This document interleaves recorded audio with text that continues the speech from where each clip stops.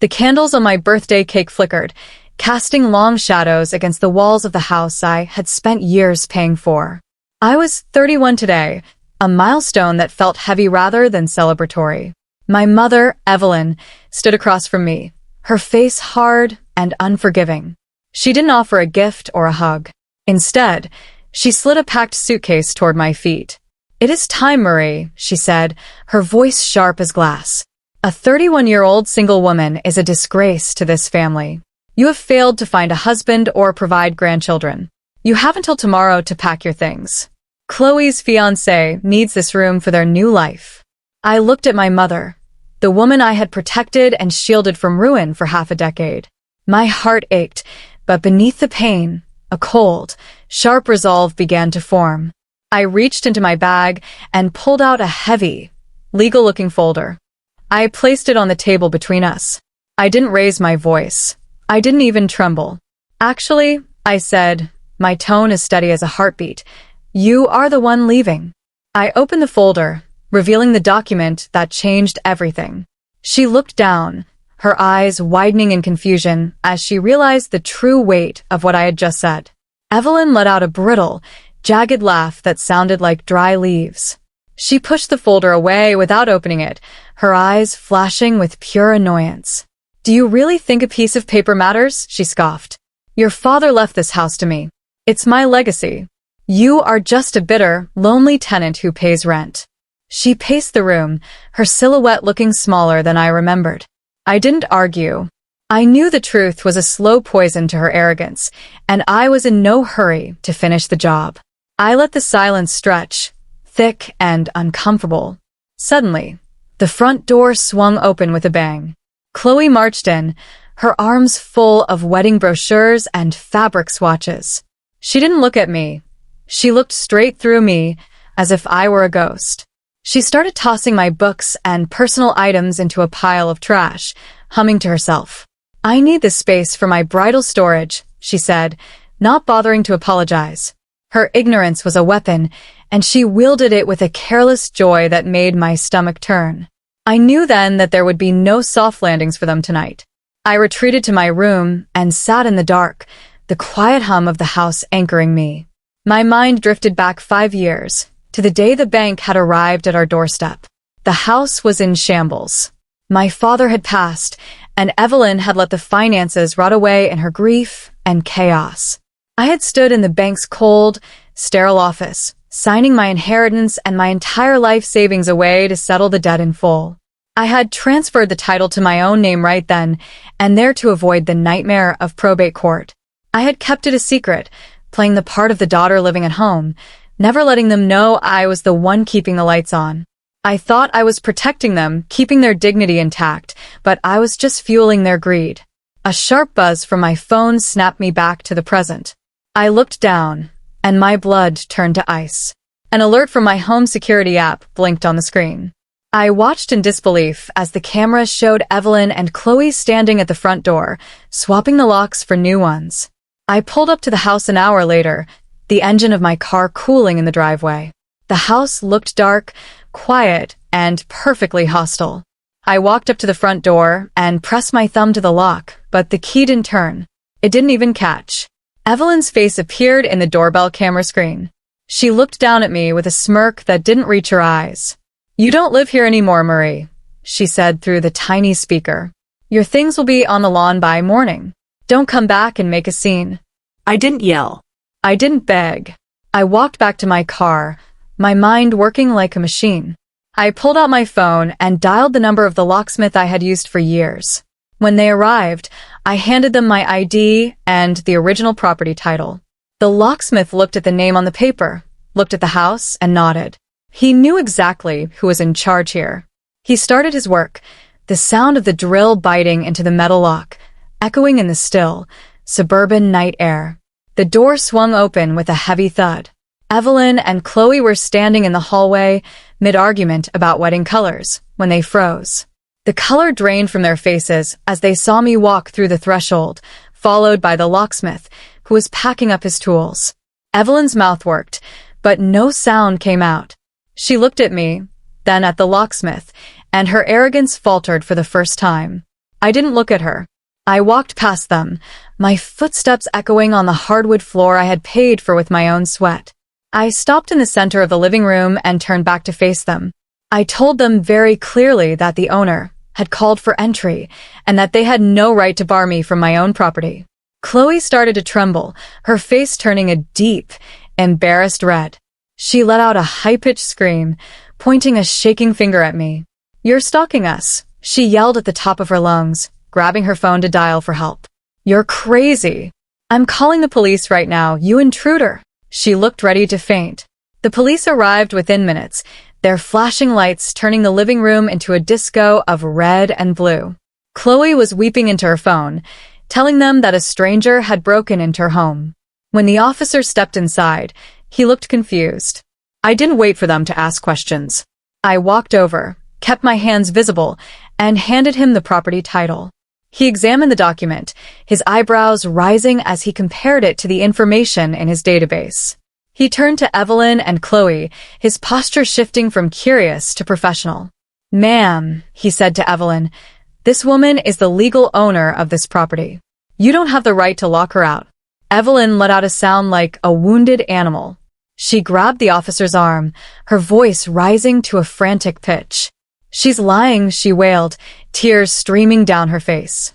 "She tricked my husband on his deathbed." I walked into work feeling the weight of their stares. My boss, a man who had always respected my work, called me into his office. He didn't look happy. He shut the door and looked at me over his glasses. "Marie," he began, his voice low and serious. "I've been getting calls from your family. They're saying some very concerning things about your conduct at home." He told me we needed to talk about personal conduct and how it might impact my professional future. I realized that my mother wasn't just trying to hurt my feelings, she was trying to destroy my life. I spent that evening with my laptop, my world reduced to spreadsheets and bank statements. I was a financial auditor. Digging through numbers was what I did best. I started looking at the household expenses I had been funding for years. The numbers didn't make sense. I saw payments to utility companies that were 3 times higher than the actual bills. I saw repairs that never happened. Evelyn had been skimming money from every single check I gave her, pocketing the difference for her own secret account. The realization felt like a punch to the gut. But that wasn't the worst of it. I kept digging, following the trail of the stolen money. I found a link to a website for a luxury wedding venue in the city. I clicked on it and felt my heart stop. A deposit of $50,000 had been paid for Chloe's wedding. It was a massive, insane amount of money, far more than anyone in my family could possibly have saved. I knew this wasn't just skimming. This was something much darker and far more dangerous. I was sitting on a mountain of fraud, and it was about to explode. I stared at the screen, the $50,000 deposit flashing like a warning sign. Where did Chloe get that kind of money? She worked a part-time job and had no savings. I started tracking my own credit identity, which I had monitored carefully since the identity theft scare years ago. My skin went cold as I scrolled through the records. Someone had opened 3 high-limit credit cards in my name, and the charges, thousands of dollars, all traced back to the wedding venue. Chloe hadn't just stolen from the family, she had stolen my identity. The next day, a thick, heavy envelope arrived in the mail. It was addressed to Evelyn, but the return address was a law firm that dealt with private lending. I didn't open it, but I could guess the contents. It wasn't a bill, it was a lien on the house. I had been paying the taxes and the upkeep, but my mother had been taking out side loans, using the house as collateral. She was betting everything on a house she didn't own, and the house of cards was finally starting to sway in the wind. The doorbell rang at noon. I went to the door and found a man in a crisp, expensive suit standing on the porch. He looked like he had stepped out of a movie about high-stakes corporate crime. He asked to speak to Evelyn, assuming she was the owner of the house. I let him in, watching with a detached curiosity as he pulled out a folder of documents. He wanted to discuss a bridge loan that was currently in default. He was talking to the wrong person, and I was going to make sure he knew it. I let him speak for 10 minutes, watching as he detailed the loan agreements Evelyn had signed. He was talking about high interest rates and predatory terms. As he spoke, I realized the full scope of what she had done. She had committed outright mortgage fraud, posing as the owner of a house that was legally mine to get money she couldn't pay back. My hands were shaking, not with fear, but with the terrifying realization that my own mother was a criminal. She was willing to burn everything down, including me, for a fake life of luxury. Chloe arrived home that afternoon, followed by a swarm of her friends. They were carrying champagne and balloons, clearly planning an engagement party. They didn't ask if they could be there. They just walked in as if the house were a high-end club. They started setting up tables and hanging banners, laughing and talking about the beautiful estate my father had left them. I watched from the stairs as they told their friends that Evelyn was gifting the house to Chloe as a wedding present. It was a performance of greed that made me want to scream. I walked down the stairs, the room going quiet as they saw me. Chloe sneered, waving a glass of champagne at me. "We're celebrating, Marie. Don't be a party pooper." I didn't walk past them this time. I walked to the center of the room, my voice clear and cutting. I looked around at the gathered crowd of their friends. "I'm sorry to interrupt," I said, my voice echoing. "But I have to ask, how exactly can someone give a gift that they don't even own?" The room fell silent, the music fading into the background. The guests looked between me and Evelyn, their expressions shifting from happy to confused. Evelyn rushed over, her face a mask of panic. She pulled me into the kitchen, hissing at me to keep my mouth shut. "Marie, please," she begged, her eyes darting toward the living room. "Just play along for one night. Chloe's friends are all here. If they know we don't own this place, we'll look like failures. We'll look poor. Just one night. I'll pay you back everything, I promise." She was desperate, clinging to a social status that was a lie. I looked at her, at the woman who had kicked me out on my birthday, and I felt nothing but a hollow, cold clarity. I knew she would never pay me back. She would never stop lying. I decided to make her an offer. I told her I would be quiet for the rest of the night, but only on one condition. She had to sign a document admitting that she was a guest in my home. She didn't hesitate. She grabbed the pen, her hand shaking, and signed the paper without even reading it, desperate for the social win. Evelyn practically shoved the signed document into my hands, her breath smelling of wine and desperation. She hurried back to the living room, ready to resume her act of the wealthy, benevolent mother. She thought the paper was just a silly, harmless thing, a key to getting me to disappear for a few hours. She didn't know the law. She didn't know what informed consent actually meant in a court of law. I folded the paper carefully, tucked it into my bag, and walked back upstairs, leaving them to their champagne and their fake reality. I spent the rest of the night listening to the muffled sounds of the party through the floorboards. I was recording every word, every boast, every claim of ownership. I had my phone on the desk, the microphone sensitivity turned up, capturing the evidence. Brad, Chloe's fiancé, had started treating the house like his own personal playground long before they were married. He moved in that weekend, leaving his damp towels on the floor and taking over my home office. He was a lazy man who seemed to think his role as future husband entitled him to everything I had worked for. He would walk through the house without a shirt, eating my food and leaving his trash for me to clean. When I complained, he just laughed and told me I was just a third wheel and needed to find a life of my own. The tension in the house was like a tight wire that was about to snap. I came home one evening to find Brad in the hallway, bragging to Chloe about how they were going to turn my office into a nursery by Monday. He was already talking about tearing down the walls and moving my belongings to the garage. He didn't see me standing there, but I heard every word. He and Chloe were planning to erase the last of my presence in the house before I had even officially moved out. It was their final, petty move.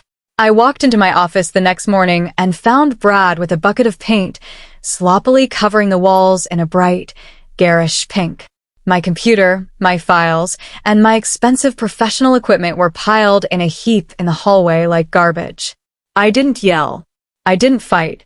I turned around and walked out the door, headed straight to the printer. I had been working on this for days. I walked back in, my face a mask of stone, and handed Brad a formal notice to quit. It was a legal order, clear and direct. I informed him that he was trespassing on private property and that if he did not vacate the premises within 24 hours, I would be forced to contact the sheriff.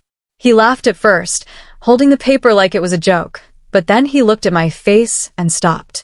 He went to find Evelyn, his face turning pale as he realized I wasn't playing. I spent the rest of the afternoon packing my computer and files, putting them in the safety of my car. I was done being the victim in my own home. Evelyn tried the guilt trip one last time. She cornered me in the kitchen, her eyes red and puffy, her voice trembling with a practiced, hollow sorrow.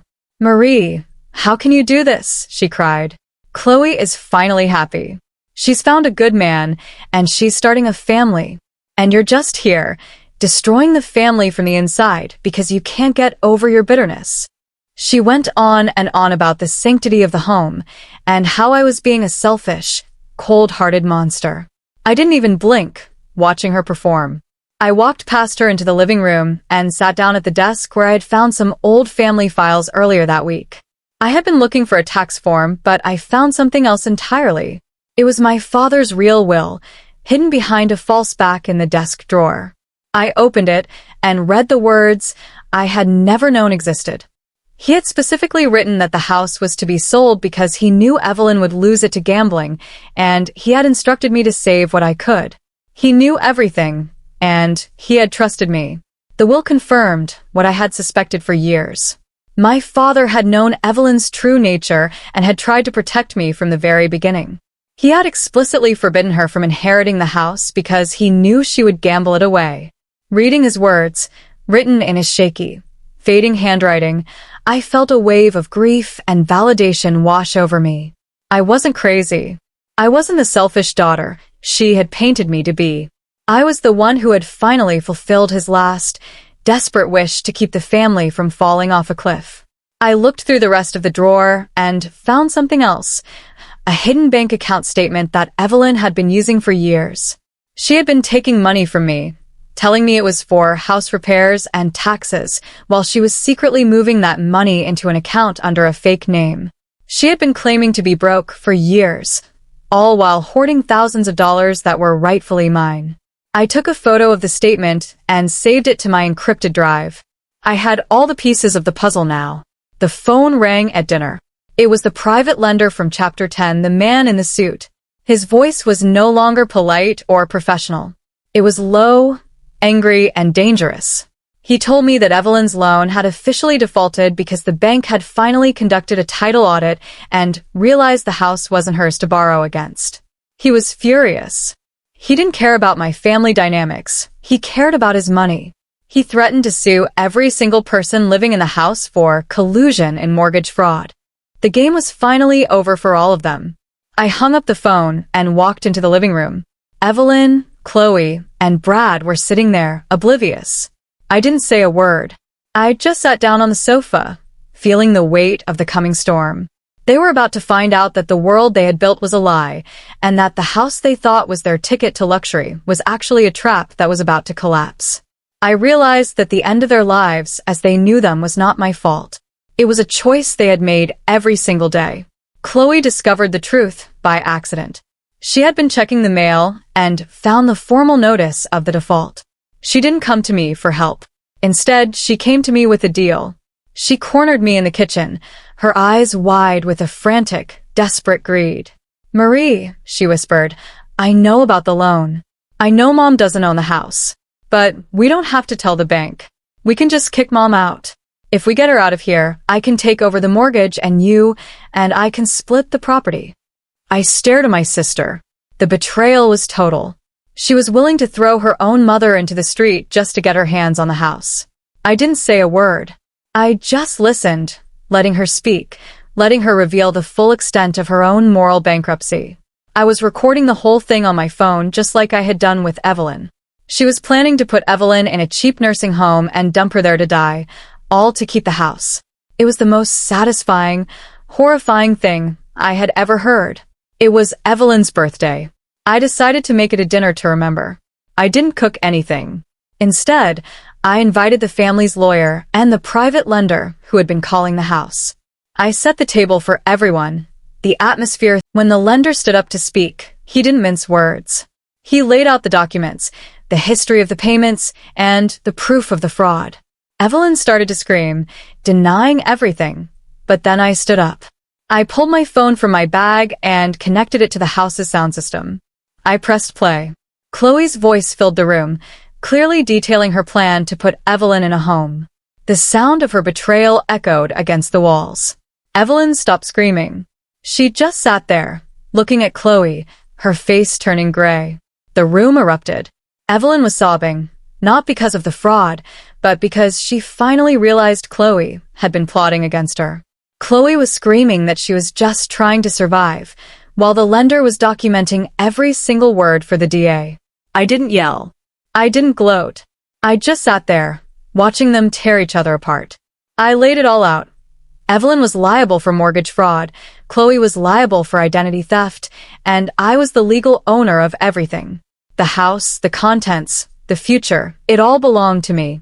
Evelyn stood up, her face twisted into a mask of pure, unadulterated rage.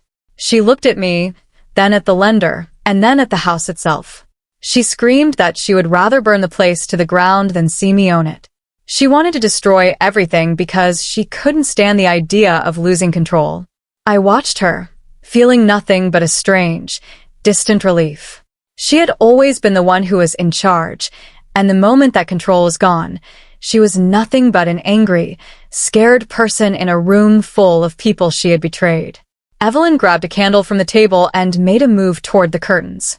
Her face was frantic, the look of a person who had truly lost her mind. But she didn't get far. I reached into my bag and pulled out my phone, showing her the live feed of the house. I had installed high-end cameras in every single room, and they were all connected to a secure server at the local precinct. The police have been watching for an hour, Mom, I said. If you strike that match, they are already on their way. She froze, the lighter hovering in the air. The lender didn't wait. He pulled out his own phone and called the district attorney's office, informing them that the house was being threatened with arson. The pressure was too much. The threat of immediate arrest, the loss of her social status, and the betrayal by her own daughter broke her. She dropped the lighter on the table, her hands shaking uncontrollably. She slumped into her chair, her spirit finally shattered. The game was over, and the house was no longer her weapon. Chloe's life began to unravel in real time. Brad, her fiancé, had been watching the entire scene from the hallway.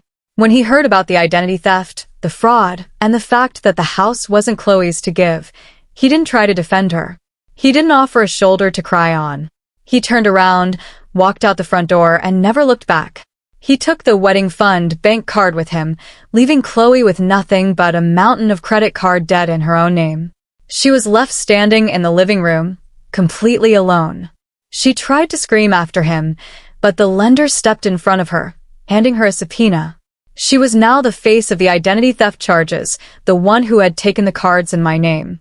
The wedding was canceled, the fiancé was gone, and the bank was coming for her debt.